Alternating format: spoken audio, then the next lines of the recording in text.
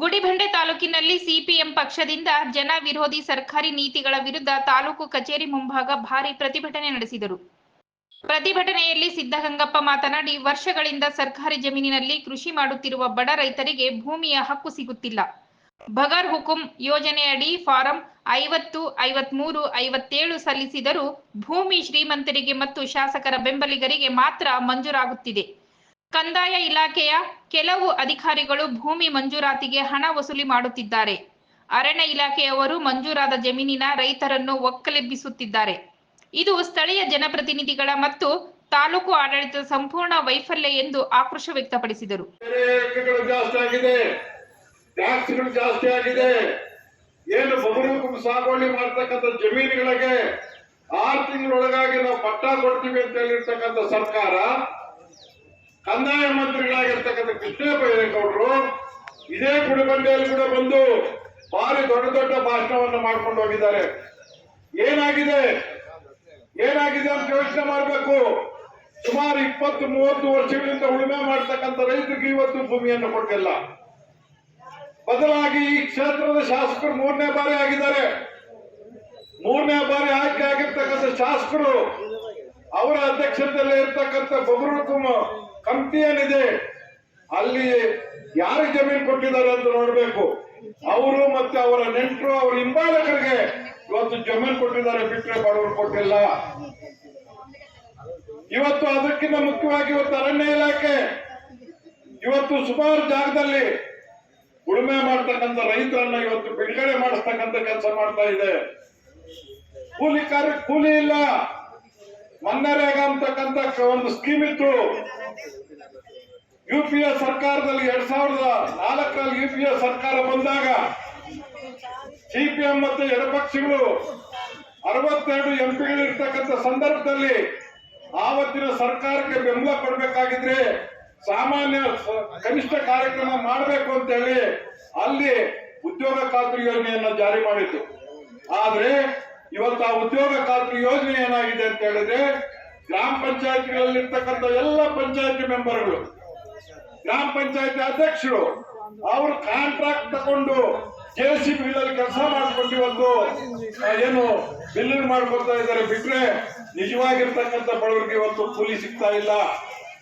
ಮಾತ್ರ ಅಲ್ಲ, ಅರಣ್ಯ ಇಲಾಖೆಯಲ್ಲಿ ನರೇಗಾಕ್ಕೆ ಒಂದು ಬಿಲ್ಗಳಾಗ್ತಾ ಇದೆ. ಎಲ್ಲಿ ಮಾಡ್ತಾ ಇದಾರೋ, ಏನ್ ಮಾಡ್ತಾ ಇದ್ರೋ, ಕೋಟ್ಯಾಂತರ ರೂಪಾಯಿ ಲೂಟಿ ಹೊಡಿತಾ ಇದ್ದಾರೆ. ಸಿಪಿಎಂ ರಾಜ್ಯ ಕಾರ್ಯದರ್ಶಿ ಮುನಿ ವೆಂಕಟಪ್ಪ ಮಾತನಾಡಿ, ಕೇಂದ್ರ ಮತ್ತು ರಾಜ್ಯ ಸರ್ಕಾರಗಳ ಜನ ವಿರೋಧಿ ನೀತಿಗಳಿಂದ ಜನಜೀವನ ದುಸ್ತರವಾಗಿದೆ.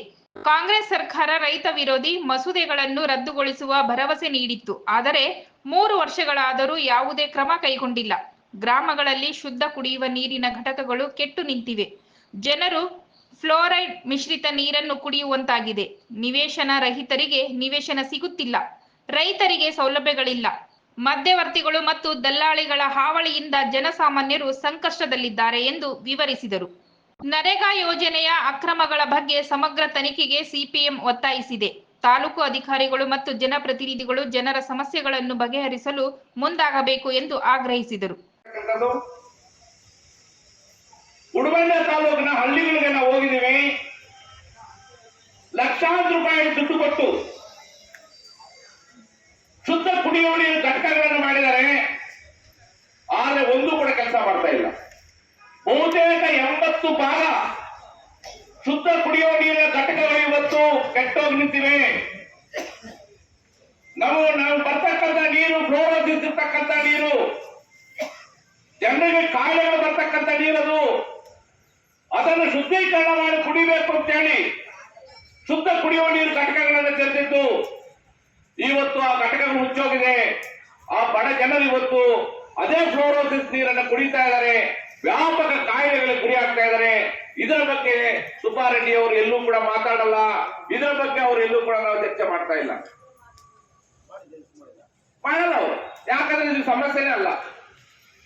ಗ್ರಾಮೀಣ ಪ್ರದೇಶದಲ್ಲಿರ್ತಕ್ಕಂಥ ಬಡವರಿಗೆ, ಗ್ರಾಮೀಣ ಪ್ರದೇಶದಲ್ಲಿರ್ತಕ್ಕಂಥ ರೈತರಿಗೆ, ಕೂಲಿಕಾರರಿಗೆ ಶುದ್ಧ ಕುಡಿಯುವ ನೀರನ್ನು ಕಲ್ಪಿಸದೇ ಇರತಕ್ಕಂಥ ಸರ್ಕಾರ, ಶಾಸಕರು ಇವತ್ತು ಬಾಗೇಪಲ್ಲಿ ಕ್ಷೇತ್ರದಲ್ಲಿ ಇದ್ದಾರೆ ಅಂತಕ್ಕಂಥದ್ದನ್ನು ನಾವು ಗುರುತಿಸಬೇಕಾಗಿದೆ.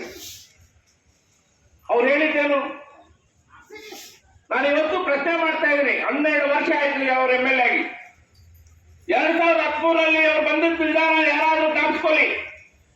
ಹೇಳಿದ್ದವರು ಅವ್ರು ಏನಪ್ಪ ಹೇಳಿದ್ದು ಅಂದ್ರೆ, ನನ್ನ ಹತ್ರ ಕೋಟ್ಯಾಂತರ ರೂಪಾಯಿ ಹಣ ಇದೆ, ನಾನು ದೊಡ್ಡ ವ್ಯಾಪಾರಸ್ಥ, ದುಡ್ಡು ಮಾಡಿದ್ದೀನಿ, ನಾನು ಈಗ ಜನಸೇವೆ ಮಾಡಬೇಕು, ಅದಕ್ಕೋಸ್ಕರ ನಾನು ಎಲ್ಲ ಮದುವೆಗಳು ಮಾಡಿಸ್ತಾ ಇದ್ದೀನಿ, ಸೀಮೆ ಹಸು ಕೊಡ್ತಾ ಇದ್ದೀನಿ, ತಾಳಿ ಕೊಡ್ತಾ ಇದ್ದೀನಿ, ಮದುವೆಗಳು ಮಾಡಿಸಿ ಬಡವರ ಪರವಾಗಿದ್ದೀನಿ. ನಾನು ಇನ್ನ ನನ್ನ ಸಮಾಜ ಸೇವೆ ಜಾಸ್ತಿ ಮಾಡಬೇಕು ಅಂದ್ರೆ ನನಗೆ ಒಮ್ಮೆ MLA ಮಾಡಿ, ನನಗೆ ದುಡ್ಡು ಬೇಕಾಗಿಲ್ಲ, ನಾನು ಸರ್ಕಾರದ ಯಾವುದೇ ₹1 ತಗೊಳ್ಳಲ್ಲ, ಜನಸೇವೆ ಮಾಡ್ತೀನಿ, ನನಗೆ ನೀವೆಲ್ಲ ಓಟ್ ಕೊಡಬೇಕು ಅಂತ ಹೇಳಿ ಊರಿಗೂ ಬಂದು ಪ್ರತಿಭಟನೆಗೆ ಆಗಮಿಸಿದ ತಹಸೀಲ್ದಾರ್ ಸಿಗ್ಬತ್ತುಲ್ಲಾ ಪ್ರತಿಭಟನಾಕಾರರಿಂದ ಮನವಿ ಪತ್ರ ಸ್ವೀಕರಿಸಿ ತಮ್ಮ ವ್ಯಾಪ್ತಿಯ ಸಮಸ್ಯೆಗಳನ್ನು ಬಗೆಹರಿಸುವ ಭರವಸೆ ನೀಡಿದರು.